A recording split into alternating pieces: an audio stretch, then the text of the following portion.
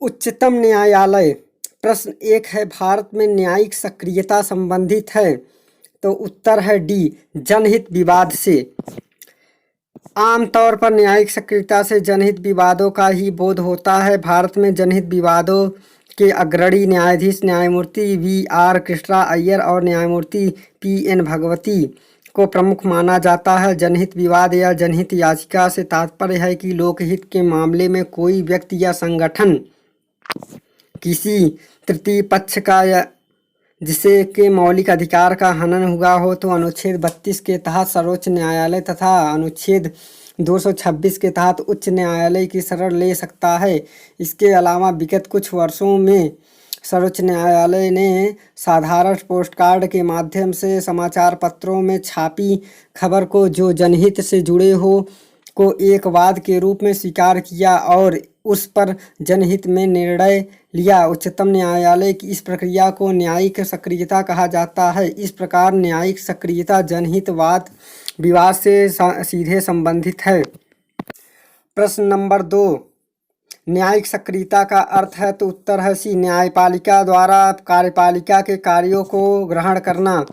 न्यायिक सक्रियता को परिभाषित करते हुए प्रोफेसर SM सईद अपनी पुस्तक भारतीय राजनीतिक व्यवस्था में लिखते हैं कि न्यायिक सक्रियता का अर्थ है न्यायपालिका द्वारा कार्यपालिका के कार्यों को ग्रहण करना। इसी को न्यायपालिका द्वारा शासन यानी गवर्निंग बाई जुडिशरी की संज्ञा दी गई है। इस संदर्भ में न्यायमूर्ति DP मदन ने लिखा है कि यदि न्यायिक सक्रियता को हटा दिया जाए तो खाली स्थान पर निरंकुशता अधिकार जमा लेगी। न्यायिक सक्रियता का आधार संवैधानिक है। इसके आधार मुख्य रूप से 5 अनुच्छेद है जिन्हें पवित्र पंचभूत कहा जाता है। ये 5 अनुच्छेद आर्टिकल 14, 19, 21, 32 और 39A है। प्रश्न नंबर 3, PIL का मतलब है? तो उत्तर है पब्लिक इंटरेस्ट लिटिगेशन। PIL का मतलब है पब्लिक इंटरेस्ट लिटिगेशन अर्थात जनहित याचिका। जनहित याचिका उच्च न्यायालय एवं उच्चतम न्यायालय दोनों में प्रस्तुत की जाती है। प्रश्न नंबर 4 है, भारतीय संविधान में न्यायिक पुनरावलोकन का आधार है? तो उत्तर है सी, विधि का शासन। भारतीय संविधान के अनुच्छेद 13, 32, 131, 136, 141, 143, 226, 227, 245, 246 और 372 आदि के तहत न्यायिक पुनरावलोकन की व्यवस्था निहित है। न्यायिक पुनरावलोकन का आधार विधि के शासन को बनाए रखना तथा विधि को सर्वोच्चता को स्थापित करना है।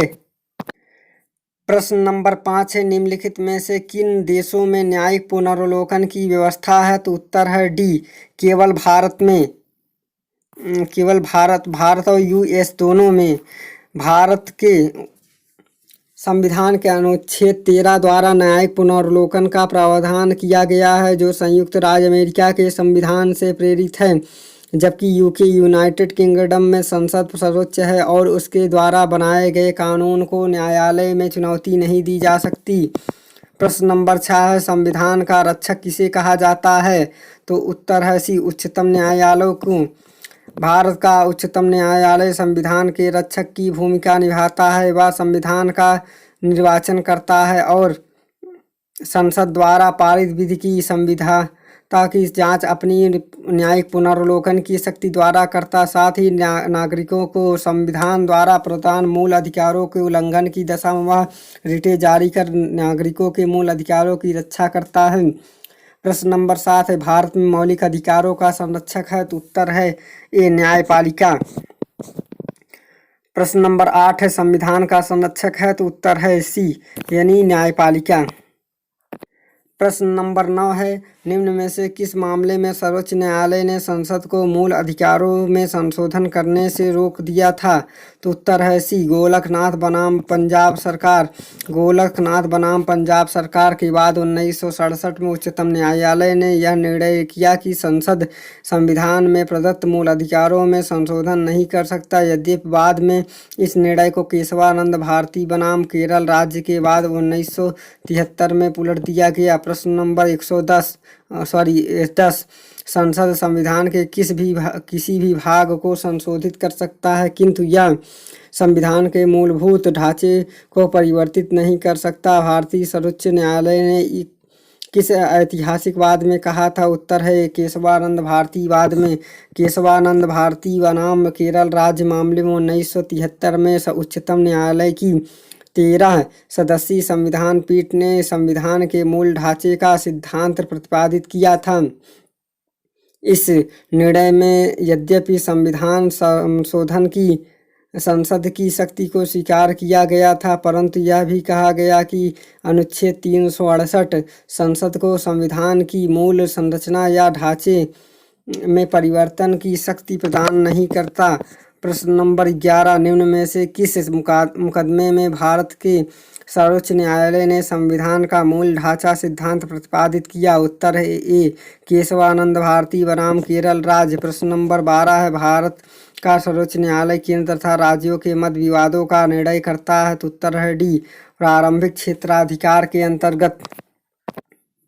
भारत के संविधान के अनुच्छेद 131 के अनुसार यदि कोई विवाद भारत सरकार एवं राज्य सरकार के बीच हो या एक ओर भारत सरकार और राज्यों द्वारा दूसरी ओर एक राज्य के बीच में हो, तो दो या दो से अधिक राज्यों के बीच हो या निर्धारित उच्चतम न्यायालय द्वारा किया जाएगा, यह उसकी प्रारंभिक अधिकारिता के अंतर्गत आएगा। प्रश्न नंबर 13 है, सर्वोच्च न्यायालय की सीट नई दिल्ली में है, पर यह कहीं भी अपनी सीट रख सकता है। सीट कहाँ होगी, इसका निर्णय कौन करेगा? तो इसका निर्णय मुख्य न्यायाधीश राष्ट्रपति की स्वीकृति से। भारत के संविधान के 5वें भाग अनुच्छेद 130 में कहा गया है कि उच्चतम न्यायालय दिल्ली में अथवा ऐसे अन्य स्थान या स्थानों में अधिविष्ट होगा जिन्हें भारत का मुख्य न्यायाधीश राष्ट्रपति के अनुमोदन से समय समय पर नियत करे।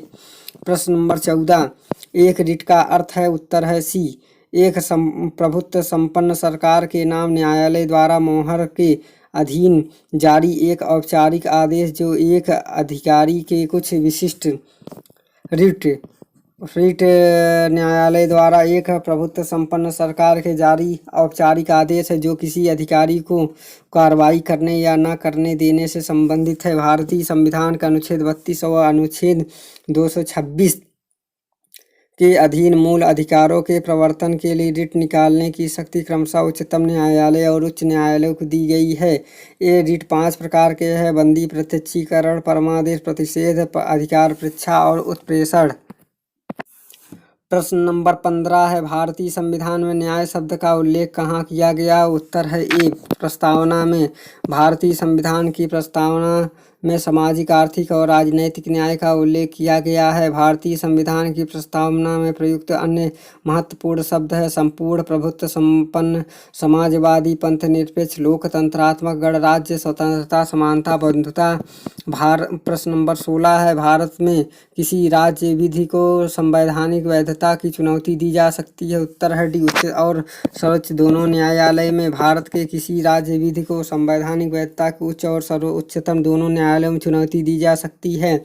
प्रश्न नंबर 17 है, भारत में सर्वोच्च न्यायालय के न्यायाधीशों की कुल संख्या कितनी निश्चित की गई है? उत्तर है बी 26। प्रश्न काल में मुख्य न्यायाधीशों के सम्मिलित करते हुए उच्चतम न्यायालय के न्यायाधीशों की संख्या 26 थी, परंतु 2008 में संसद द्वारा न्यायाधीशों की संख्या बढ़ा दी गई। तब से मुख्य न्यायाधीशों सहित कुल 31 न्यायाधीश हैं। संविधान के अनुच्छेद 124 के अनुसार संसद भी द्वारा उच्चतम न्यायालय के न्यायाधीशों की संख्या में वृद्धि कर सकती है। प्रश्न नंबर 18, निम्नलिखित में से किस रिट का अर्थ है हम आदेश देते हैं? उत्तर है ए परमादेश। परमादेश रिट का अर्थ है हम आदेश देते हैं या हमारा आदेश है। इसका तात्पर्य है कि यदि कोई पदाधिकारी अपने विधिक कर्तव्य का पालन नहीं करता तो न्यायालय द्वारा उसे अपने कर्तव्य के पालन का आदेश दिया जाता है। प्रश्न नंबर 19 है, सर्वोच्च न्यायालय के न्यायाधीश को पद शपथ किसके द्वारा दिलाई जाती है? उत्तर है ए राष्ट्रपति।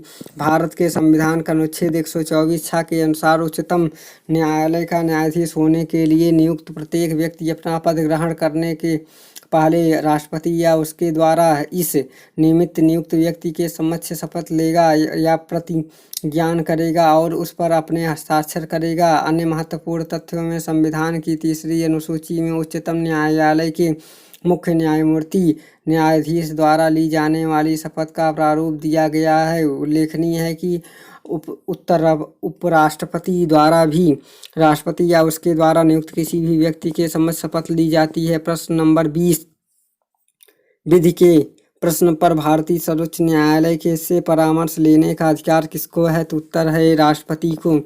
भारत के संविधान के अनुच्छेद 143 के अनुसार यदि किसी समय राष्ट्रपति को प्रतीत होता है कि विधि या तथ्य का कोई ऐसा प्रश्न उत्पन्न हुआ है या उत्पन्न होने की संभावना है तो जो ऐसी प्रकृति और व्यापक महत्व का है तो उस पर उच्चतम न्यायालय की राय प्राप्त करना समीचीन है, तो वह उस प्रश्न को उच्चतम न्यायालय की राय जानने के लिए निर्देशित कर सकता है। मिलान करना प्रश्न नंबर 21 है। गोरखनाथ केस जो है वह मौलिक अधिकारों से, मिनर्वा मिल्स केस जो केशवानंद भारती बरान केरल राज्य ये है। गोरखनाथ केस मौलिक अधिकारों से, शमशेर सिंह केस जो है राष्ट्रपति के अधिकार, मिनर्वा मिल्स केस है राज्य की नीति निदेशक तत्व और केशवानंद भारती केस है आधारभूत संरचना का सिद्धांत।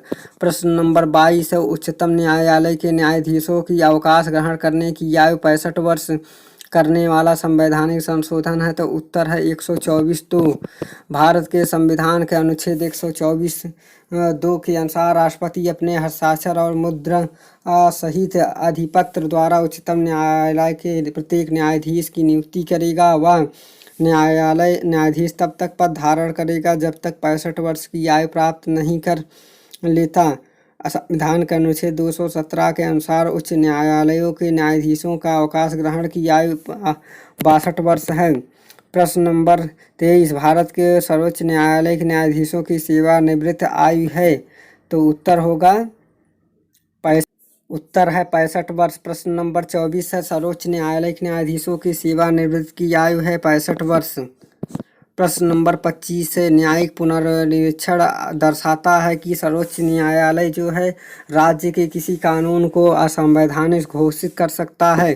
भारत के सर्वोच्च न्यायालय को न्यायिक पुनर्निरीक्षण की शक्ति प्राप्त है। इसके तहत वह केंद्र व राज्य दोनों स्तरों पर विधियों और कार्यपालिका आदेशों की संवैधता की जांच कर सकता है। सर्वोच्च न्यायालय द्वारा अधिकारित पाए जाने पर इन्हें असंवैधानिक और अवैध तथा उस स्तर पर शून्य घोषित किया जा सकता है जिस स्तर तक वह संविधान का उल्लंघन करता है। संविधान के विभिन्न अनुच्छेदों तथा अनुच्छेद 13, 32, 131, 136, 141, 143, 226, 245 और 246 तथा 372 के उपबंध प्रत्यक्ष अप्रत्यक्ष रूप से न्यायिक पुनरीक्षण की शक्ति प्रदान करता है। प्रश्न नंबर 26 है।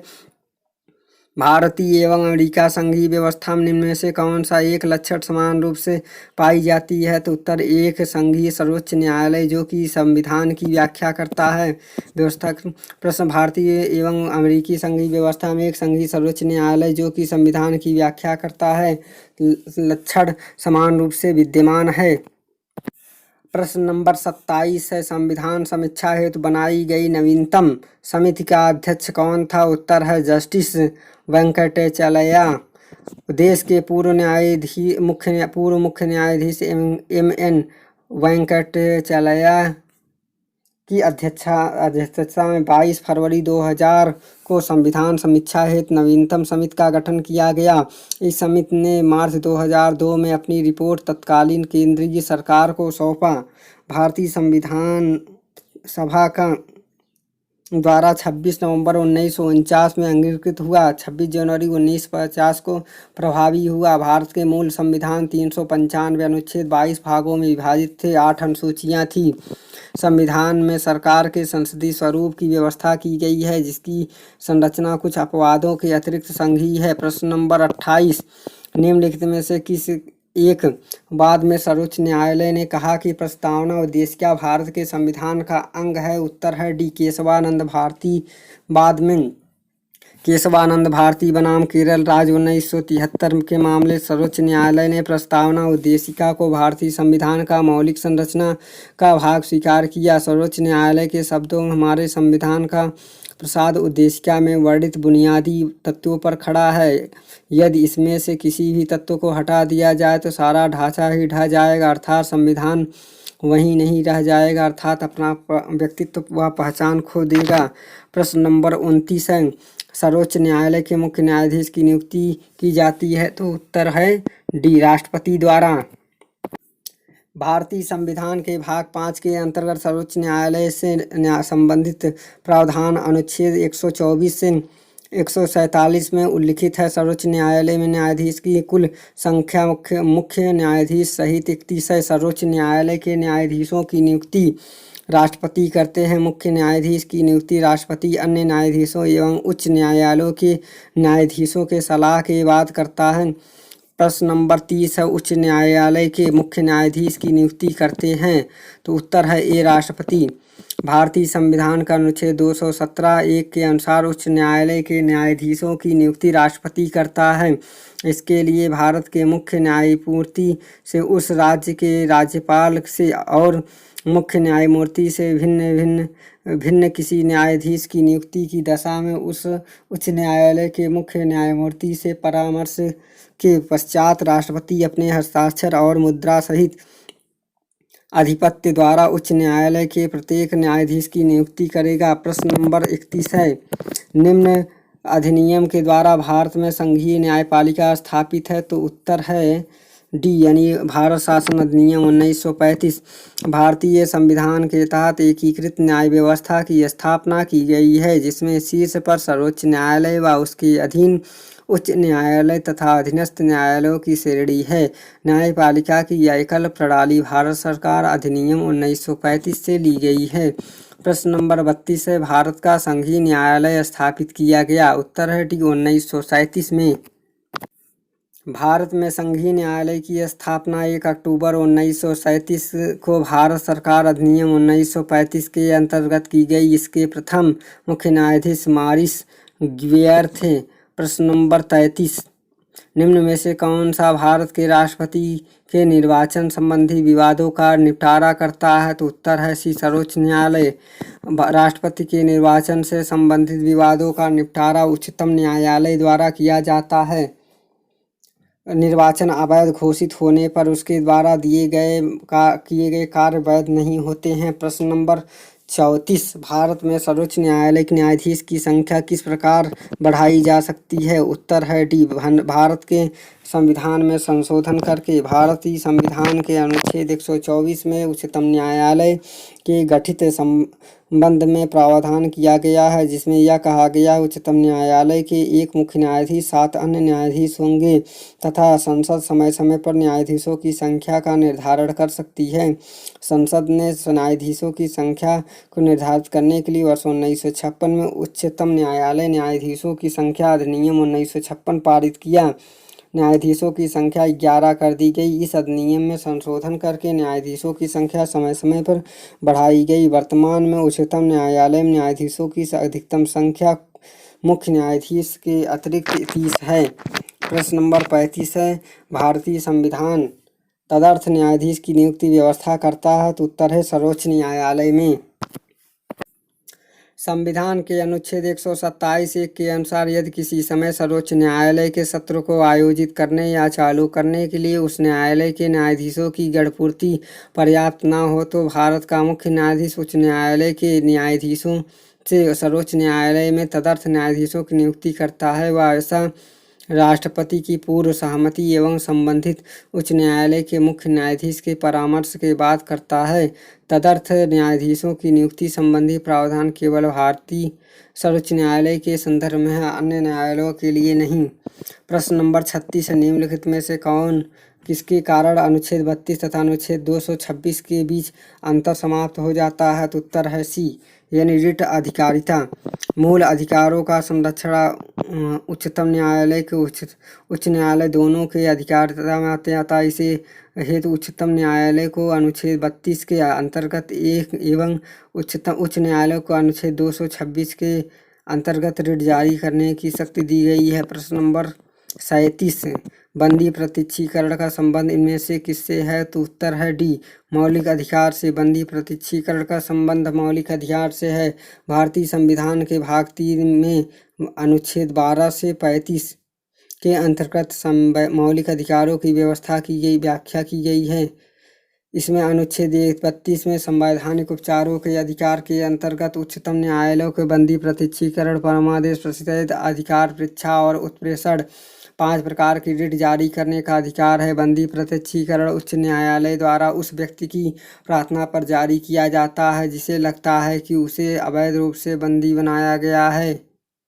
इस रिट के द्वारा न्यायालय बंदी बनाने वाले अधिकारी को बंदी बनाए गए व्यक्ति को अपने सामने उपस्थित करने का आदेश देता है जिससे बंदी बनाए जाने के कारणों पर विचार कर सके। प्रश्न नंबर 38 है, निम्नलिखित में से किस एक लेख रिट को आर्थिक शाब्दिक अर्थ होता है? तो बी, परमादेश। प्रश्न नंबर 39, निम्नलिखित में कौन सा याचिका अधीनस्थ न्यायालयों के कार्य पद्धति का परीक्षण करता है? उत्तर है बी, उत्प्रेषण। प्रश्न नंबर 40, भारत के संविधान में अधिकार परीक्षा रिट जारी करने का अधिकार है? उत्तर है डी, सर्वोच्च न्यायालय उच्च न्यायालय को। प्रश्न नंबर 41, निम्नलिखित में से किस रिट लेख का शाब्दिक अर्थ है? दावा की वैधता की जांच पड़ताल करना। बी, अधिकार परीक्षा। प्रश्न नंबर 42, निम्न में से कौन सा परमादेश का मतलब अक्षरशः आपका अधिकार क्या है? तो उत्तर है सी, अधिकार परीक्षा। प्रश्न नंबर 43, सर्वोच्च न्यायालय के संबंध निम्नलिखित में से कौन सा कथन सही है? तो उत्तर है डी, यह मूल अपीली और परामर्श संबंधी क्षेत्राधिकार रखता। प्रश्न नंबर 44 है, भारत में संविधान की मूल संरचना बुनियादी ढांचा का सिद्धांत है? तो उत्तर है बी, न्यायिक व्याख्या। प्रश्न नंबर 45 है, निम्न में से कौन कभी भारत का मुख्य न्यायाधीश नहीं रहा? उत्तर है ए, MC महाराज। प्रश्न नंबर 46 है, कॉलेजियम शब्द का संबंध है? उत्तर है सी, उच्च न्यायालय तथा उच्च न्यायालय के न्यायाधीशों की नियुक्ति से। प्रश्न नंबर 47 है, निम्न में से किस उच्च न्यायालय के सेवा अधिकारी अंडमान एवं निकोबार द्वीप समूह में आते हैं? उत्तर है कलकत्ता उच्च न्यायालय में।